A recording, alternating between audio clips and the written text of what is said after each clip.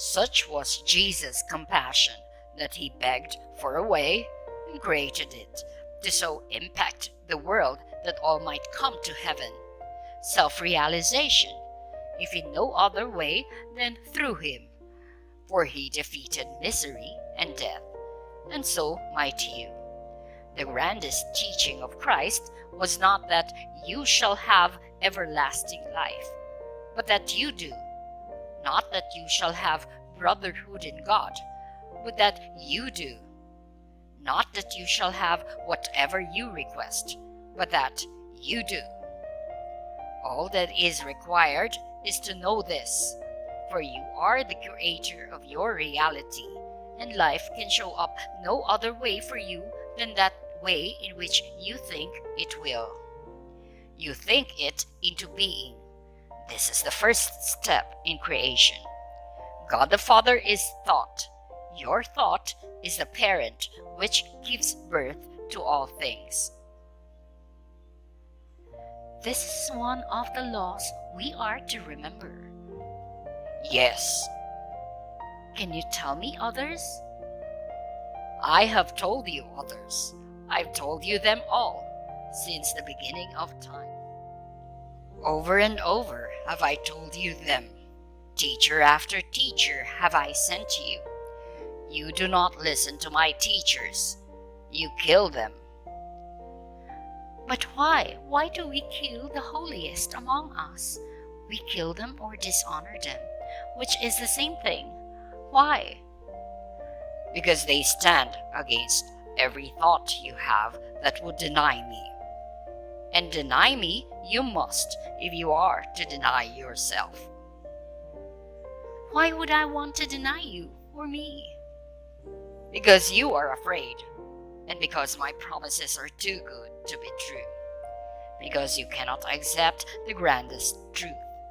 And so you must reduce yourself to a spirituality which teaches fear and dependence and intolerance, rather than love and power and acceptance.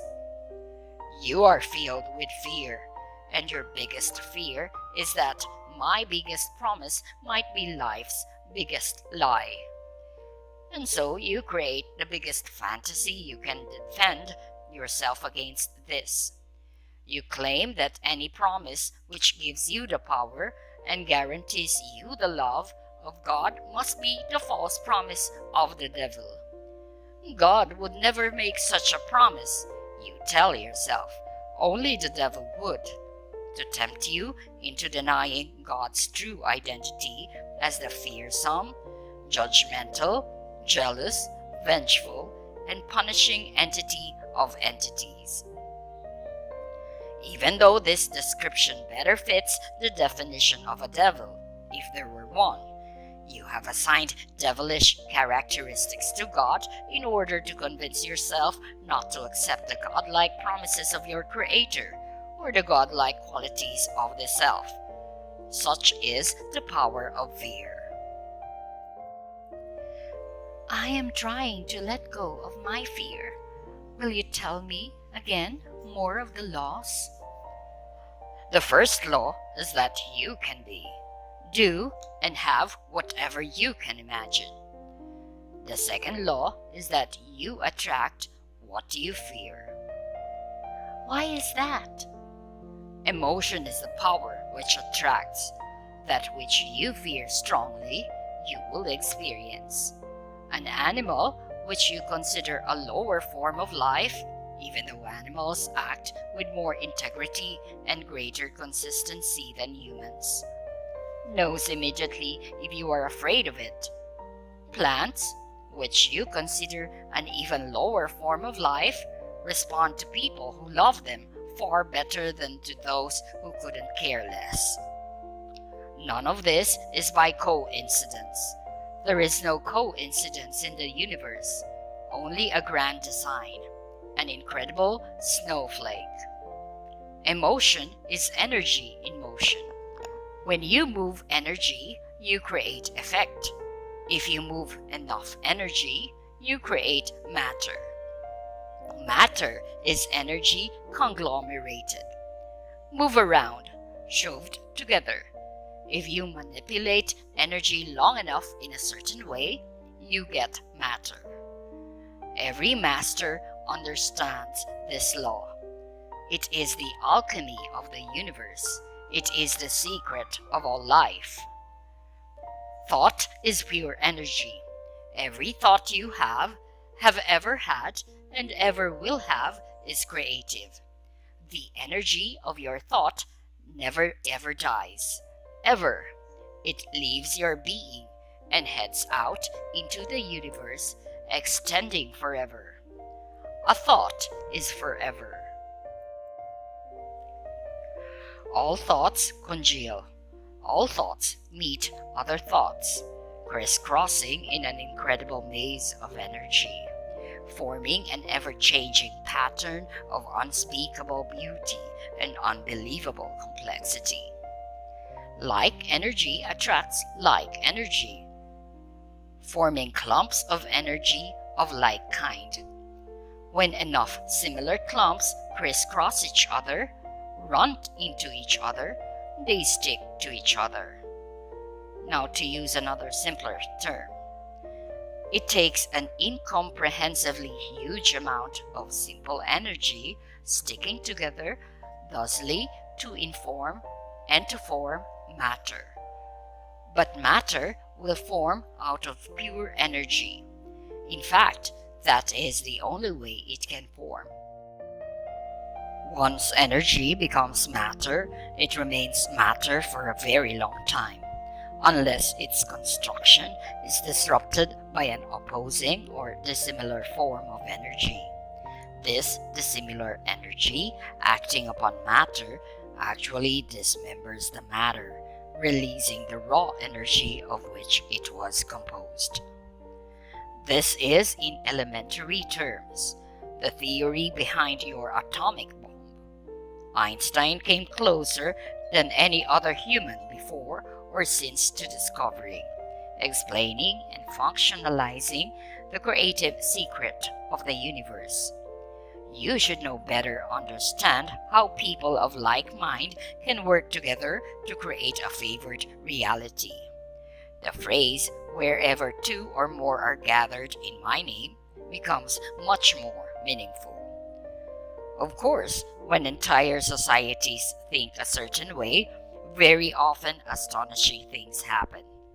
Not all of them necessarily desirable. For instance, a society living in fear very often, actually inevitably, produces in form that which it fears most. Similarly, large communities or congregations often find miracle-producing power in combined thinking, or what some people call common prayer. And it must be made clear that even individuals, if their thought prayer, hope, wish, dream, fear is amazingly strong, can, in and of themselves, produce such results. Jesus did this regularly.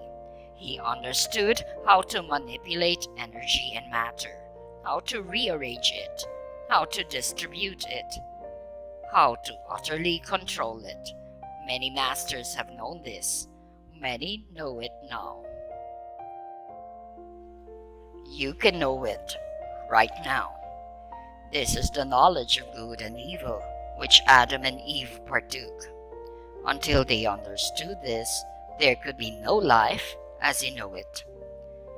Adam and Eve, the mythical names you have given to represent first man and first woman, were the father and mother of the human experience. What has been described as the fall of Adam was actually his upliftment, the greatest single event in the history of humankind. For without it, the world of relativity would not exist. The act of Adam and Eve was not original sin, but in truth, first blessing. You should thank them from the bottom of your hearts, for in being the first to make a wrong choice, Adam and Eve produced the possibility of making any choice at all. In your mythology, you have made Eve the bad one here, the temptress who ate the fruit, the knowledge of good and evil, the coyly invited Adam to join her. This mythological setup has allowed you to make woman man's downfall ever since, resulting in all manner of warped realities, not to mention distorted sexual views and confusions. How can you feel so good about something so bad? What you most fear is what will most plague you. Fear will draw it to you like a magnet. All your holy scriptures of every religious persuasion and tradition which you have created contain the clear admonition, "Fear not." Do you think this is by accident? The laws are very simple. 1. Thought is creative. 2. Fear attracts like energy. 3. Love is all there is. Oops, you got me on that third one. How can love be all there is if fear attracts like energy? Love is the ultimate reality. It is the only, the all. The feeling of love is your experience of God. In highest truth, love is all there is, all there was, and all there ever will be. When you move into the absolute, you move into love. The realm of the relative was created in order that I might experience myself. This has already been explained to you. This does not make the realm of the relative real. It is created reality you and I have devised and continue to devise in order that we may know ourselves experientially. Yet the creation can seem very real. Its purpose is to seem real. We accept it as truly existing. In this way, God has contrived to create something else, other than itself, though in strictest terms, this is impossible, since God is, I am, all that is. In creating something else, namely, the realm of the relative, I have produced an environment in which you may choose to be God, rather than simply be told that you are God, in which you may experience Godhead as an act of creation rather than a conceptualization, in which the little candle in the sun, the littlest soul, can know itself as light. Fear is the other end of love. It is the primal polarity. In creating the realm of the relative, I first created the opposite of myself. Now, in the realm in which you live on the physical plane, there are only two places of being: fear and love. Thoughts rooted in fear will produce one kind of manifestation on the physical plane. Thoughts rooted in love will produce another. The masters who have walked the planet are those who have discovered the secret of the relative world and refuse to acknowledge its reality. In short, masters are those who have chosen only love. In every instance, in every moment, in every circumstance. Even as they were being killed, they loved their murderers. Even as they were being persecuted, they loved their oppressors. This is very difficult for you to understand, much less emulate. Nevertheless, it is what every master has ever done. It doesn't matter what the philosophy. It doesn't matter what the tradition. It doesn't matter what the religion. It is what every master has done. This example and this lesson has been laid out so clearly for you.